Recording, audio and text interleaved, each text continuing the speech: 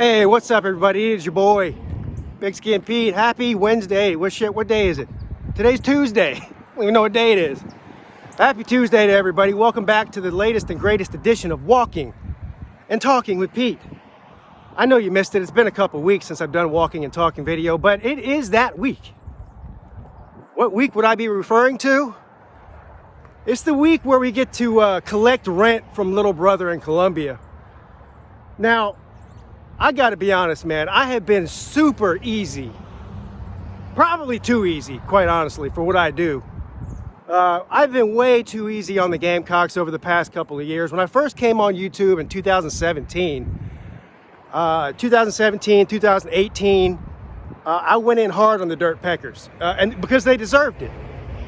Of course, I was still, Will Muschamp was still there. They were still in the belief system that Will Muschamp was going to be the long-term coach. He could win them 10 games, beat Clemson, maybe win the East, maybe win the SEC, maybe do something other than nothing. But of course they were wrong. I told them they were wrong. But anyway, ever since then, it just got to be too much for me. Despite what some of you people think about Pigskin Pete, I am actually a nice guy, even to the Dirt Peckers. Yes, even to the Dirt Peckers. I have a lot of friends who are Gamecock fans. It's not their fault they're stupid. I tell them that all the time. They know.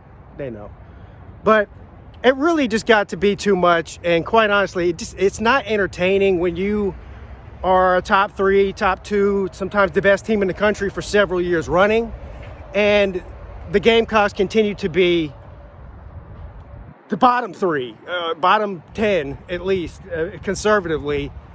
Football programs in all of America, beating the bejesus out of them every single year. We're now 6 years in a row. It would have been 7 last year had the SEC not backed out of the games non-conference, because Clemson certainly wanted to play them. But anyway, I've been really easy on them. But that's what makes this year so much better, because honestly, they really think that they have a chance to beat Clemson this year, the worst Clemson team in over a decade, I'd say.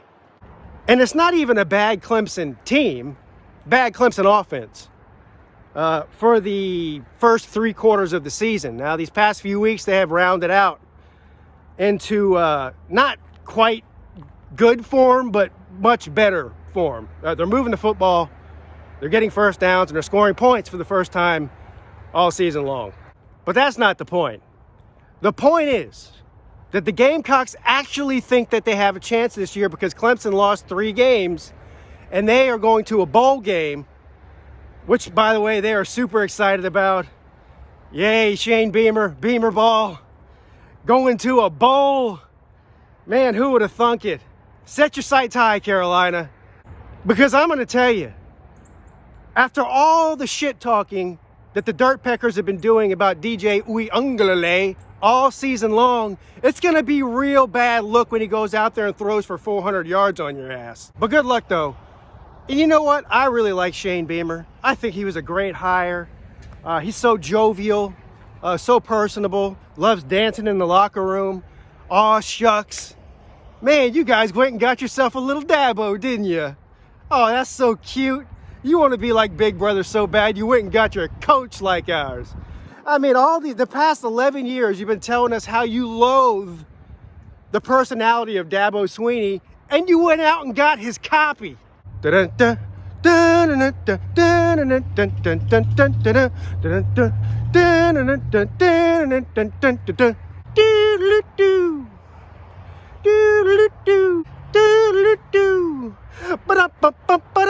Do you want to know how little respect around the country the University of South Carolina football program gets?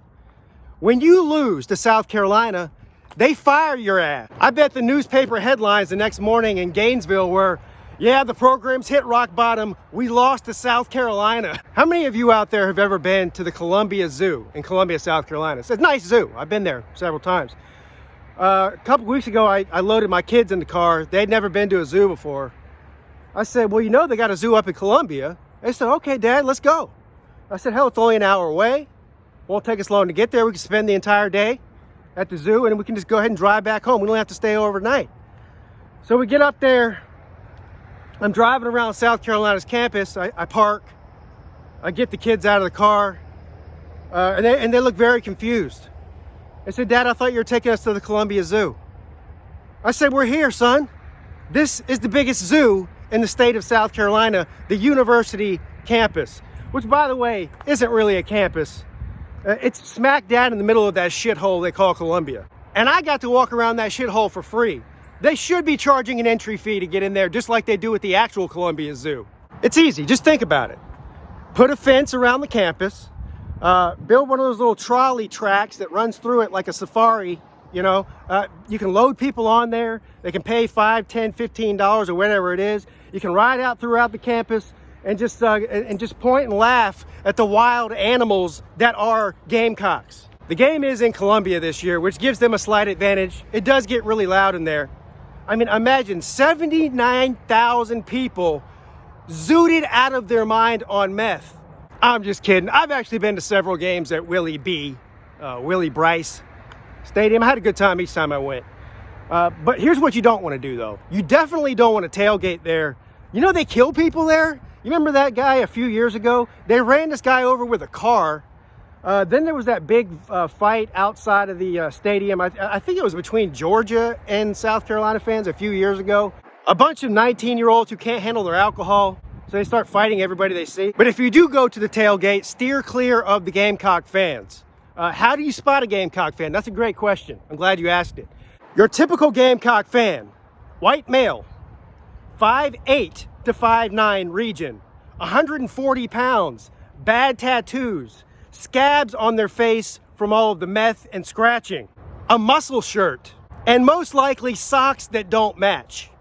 The best thing to do if you come in contact with one of these creatures, if you're a female, run.